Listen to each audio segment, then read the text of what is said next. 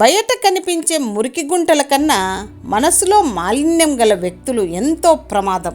ఉన్నవాడైనా లేనివాడైనా భార్య భర్తతో ఉండడమే గౌరవం. పామైన నాగస్వరానికి అనుగుణంగా నాట్యమాడుతుంది. కానీ మూర్ఖులు మాత్రం ఎవరు ఎంతగా ప్రయత్నించినా ఎవరి మాట వినరు. ఏదైనా సరే మనది కాదు అని తెలిసాక ఎంత దూరంలో ఉంటే అంత మంచిది. అది వెలకట్టలేని బంధమైన విలువైన వస్తువైనా మనది కాదు అని తెలిసాక ఆశపడటం అవివేకం. మనసు నిండా కొళ్ళు పెట్టుకుని మంచిగా పైకి మాటలతో నటించడం కొందరికి బాగా అలవాటైంది ఈ రోజుల్లో. మనిషిని చెడు ఆకర్షించినంతగా మంచి ఆకర్షించలేదు. ఎందుకంటే చెడు సుఖాలతో మొదలై కష్టాల పాలు చేస్తుంది. మంచి కష్టాలతో మొదలై సుఖంగా బ్రతికేలా చేస్తుంది. కోరిక కొన్నాళ్లే బ్రతికిస్తుంది. ఆశ చచ్చేదాకా బ్రతికిస్తుంది. కానీ ఆశయం చావే లేకుండా చేస్తుంది. పుస్తకాలను చదివితే జ్ఞానం మాత్రమే వస్తుంది.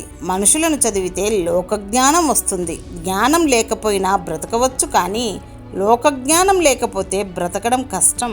ఆకలి తీరాక అన్నాన్ని, అవసరం తీరాక ఆదుకున్న వాడిని అలుసుగా చూడకూడదు. ఎందుకంటే ఆకలి మళ్ళీ వేస్తుంది, అవసరం కూడా మళ్ళీ వస్తుంది.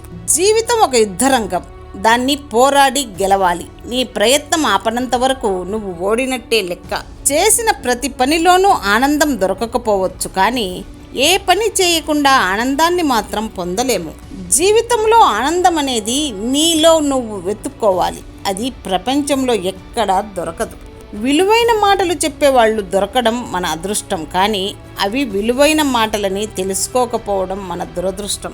ఇతరులకు నీతులు చెప్పడంలో వచ్చే కుతూహలం, ఆనందం నీ తప్పులు తెలుసుకోవడంలో, వాటిని సరిచేసుకోవడంలో పెడితే చాలా ప్రయోజనాలు వస్తాయి. మౌనంగా ఉండటం చేతకానితనం కాదు, పట్టించుకోకపోవడం పిరికితనమూ కాదు. ప్రతి ఒక్కరితో పోరాడితే ఒంటికి బురద, మనసుకు బాధ తప్ప ఏమీ మిగలవు.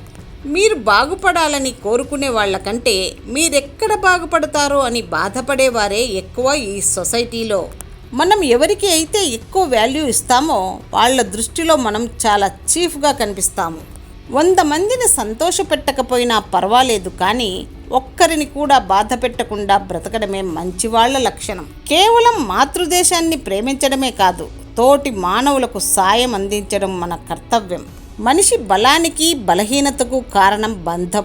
బంధం శాశ్వతం కాదని తెలిసి కూడా ఆరాటపడతాడు. ఎప్పుడైతే సత్యం తెలుసుకుంటాడో తక్షణమే బంధాల నుండి విముక్తుడు అవుతాడు. ఎదుటివారిలో తప్పులు వెతకడమే పనిగా పెట్టుకుంటే బంధువులు, స్నేహితులు ఎవరూ మిగలరు. ఎవరిని తప్పు పట్టవద్దు, నిందించవద్దు. ఎవరి పరిస్థితులు వారివి. ఎప్పుడైనా సరే మన జీవితం మనం చూసుకోవాలి తప్ప పక్కవాళ్ళు ఏం చేస్తున్నారా అని వాళ్ళ జీవితంలోకి తొంగి చూడడం, వేలు పెట్టడం చేయకండి.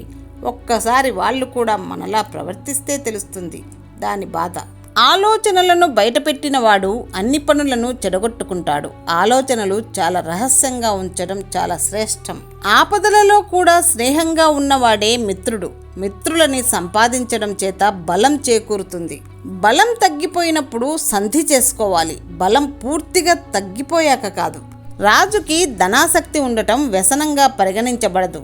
ఉన్న ధనం చాలులే అనుకునే రాజుని లక్ష్మి వదిలేస్తుంది. పని జరిగిన తర్వాతే బయట చెప్పాలి. ఎంత తెలిసిన వాళ్ళ పనులైనా దైవదోషం చేత, మానవ దోషం చేత చెడిపోతుంటాయి.